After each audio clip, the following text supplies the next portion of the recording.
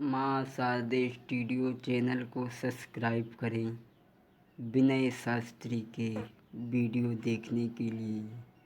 आज अश्वपति की बेटी रथ में बैठ कर के सावित्री वर ढूंढने के लिए चली है। अरे कर सतगुर की याद सावित्री वर ढूंढन को चाली।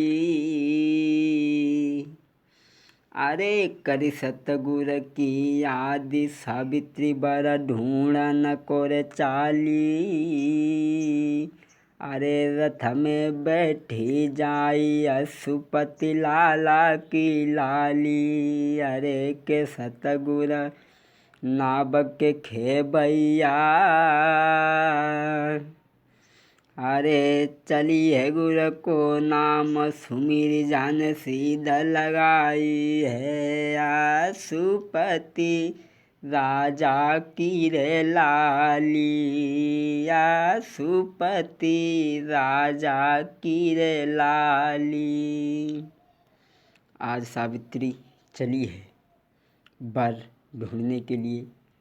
एक जंगल में जब पहुंची है, एक वृक्ष पे एक बहुत सुंदर राजकुमार लकड़ियों को काट रहा है। सावित्री ने देखा कि ये राजकुमार बहुत सुंदर है और जिस पेड़ पे सत्यभान लकड़ियाँ काट रहे थे, पालकी से उतर करके वहाँ पहुँची और कहने लगी, तुम कौन हो, कहाँ के रहने वाले हो? हम तुम्हारे साथ में शादी करना चाहती हैं। सत्यवान कहने लगे, गोरी मैं गरीब इंसान हूँ, आप मेरी मजाक क्यों बना रही हैं? सावित्री कहने लगी, सुनो मेरी बात। परदेसी मेरी बात सुनो, ओ परदेसी मेरी बात सुनो। तेरी सूरत पे है फिदा, ना हो हम जुदा। अरे परदेसी मेरी बात सुनो, तेरी सूरत पे हम फिदा, ना हो हम जुदा। परदेसी मेरी तरफ देखो, इधर देखो। सत्यवान कहने लगे, मेरी मजाक मत बनाओ। मैं वन विहार करने वाला तुम एक राजा की लड़की हो। तब सावित्री नहीं मानी और सत्यवान को देख करके चली है, अपने महलों में आई है। तो अश्वपति ने पूछा, बेटी वर की तलाश करके आ गई? सावित्री ने नाम बताया है। अश्वपति कहने लगी, बेटी जिस वर का तुमने वर्णन किया है उसकी केवल 1 साल की उम्र है। 1 साल के बाद वो संसार से चला जाएगा। सावित्री कहने लगी, पिताजी मैंने एक बार वर को चुना है और जो मेरे भाग्य में होगा वो हमें मिलेगा। वर बार बार नहीं चुना जाता। और सावित्री बोली है, पिताजी अरे जाको कोई ना मेटन हारो, पिता मेरे विधि ने अंक लिखे हैं। जाको कोई न मेटन हारो, पिता मेरे विधि ने अंक लिखे हैं। अरे जन्म को साथी, पिताजी अरे जन्म के साथी, मैया बबूला जन्म के साथी। अरे जा कर्म को साथी कोई नाई, पिताजी विधि ने अंक लिखे हैं। जाको कोई न मेटन हारो, पिता मेरे विधि ने अंक लिखे हैं। पिताजी अरे जो मैं धोखो दे के आई, जो मैं बदले को व्यवहार पिता मेरे विधि ने अंक लिखे जाको कोई न मेटन हारो पिता मेरे विधि ने अंक लिखे अरे एक बार बर हमने चुनी लो एक बार बर मेरे सत्यवान भरतार पिताजी विधि ने अंक लिखे। सावित्री कहने लगी पिताजी जो मेरे कर्म में होगा वो मैं खुद भोगूंगी और मैं शादी इन्हीं के साथ करूंगी। जब अश्वपति ने ऐसा सुना तो आज साथ में सिपाहियों को लेकर के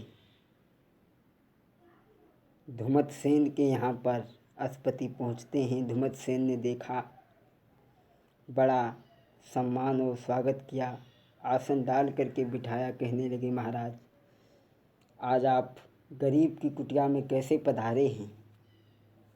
राजा कहने लगे हमारी बेटी ने तुम्हारे पुत्र को वर के रूप में स्वीकार किया है, आप भी ये रिश्ता मंजूर करें। आप भी इस रिश्ता को मंजूर करें। आज अश्वपति धुमतसेन को मनाते हैं और मना करके मंजूर किया है शादी के लिए। समय के आधार पर अश्वपति घर आते हैं और विधि विधान से शादी करते हैं। सत्यवान बारात को लेकर के पहुंचते हैं अश्वपति के दरवाजे पे। शादी भई, शादी होने के बाद में विदा भई और जब विदा भई तो मैया आज अपनी बेटी को विदा करते समय कहने लगी है बेटी और भक्तों, जो स्त्री पतिव्रता होती है, संस्कारवान होती है, वो अपनी बच्चों को वैसी ही शिक्षा देती है और जो नालायक होती हैं वो अपने बच्चों को गलत ही शिक्षा देती हैं। आज सावित्री की माँ कहने लगी बेटी जाओ, कुल की परंपरा मर्यादा निभाए जइयो बेटी, कुल की परंपरा मर्यादा निभाए जइयो बेटी। अरे पति है देवन को देवा, तुम निषद न करियो सेवा। अरे के की जो सास ससुर की सेवा निभाए जइयो बेटी, कुल की परंपरा मर्यादा निभाए जइयो बेटी। बेटी आज से तुम अपने पति की सेवा करना, सास ससुर की सेवा करना। और बोली जो मिले प्रेम ते खइए, भगवान से नेह लगइए। जो मिले प्रेम ते खइयो, भगवान से नेह लगइयो। अपने धर्म को लीजो साधी निभाए जइयो बेटी, कुल की परंपरा मर्यादा निभाए जइयो बेटी। आज सावित्री को विदा किया है और सावित्री घर में आती है, सास ससुर की बड़ा ही सेवा करती है। एक दिन सत्यवान लकड़ियाँ तोड़ने के लिए चले हैं और इधर सावित्री भगवान से डोर लगाए हैं।